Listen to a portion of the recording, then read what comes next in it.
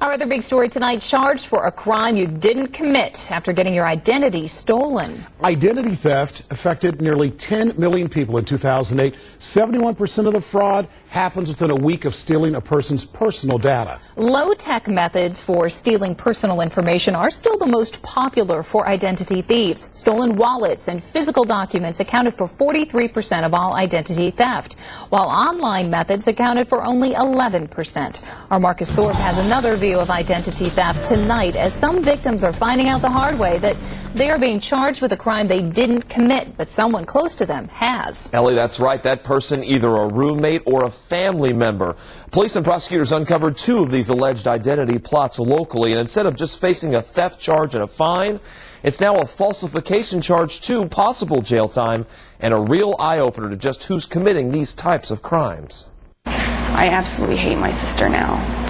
But things weren't always like that between Ashley and Tessa Adkins. It was a typical older versus younger with protection. She'd beat me up, but then she'd beat up anyone that beat me up too, you know. All that changed with suspected identity theft and charges of theft and prostitution. The old saying is keep your friends close and your enemies closer, and prosecutors say when it comes to identity theft, sometimes that's one and the same. Take, for example, Tessie Adkins.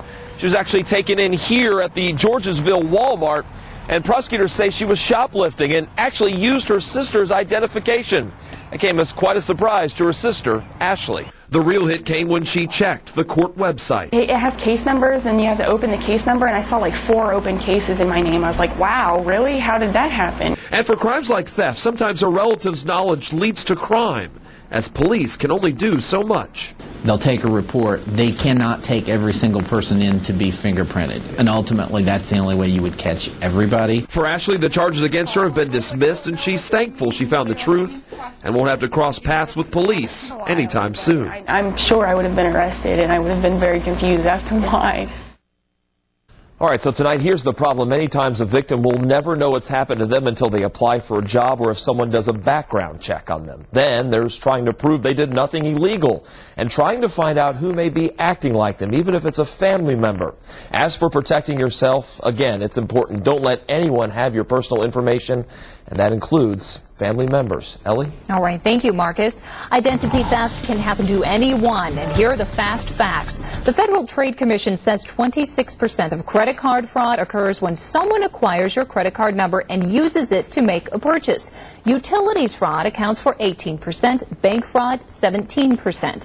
Employment fraud stands at 12%, loan fraud 5%, government fraud 9%, and 13% comes in as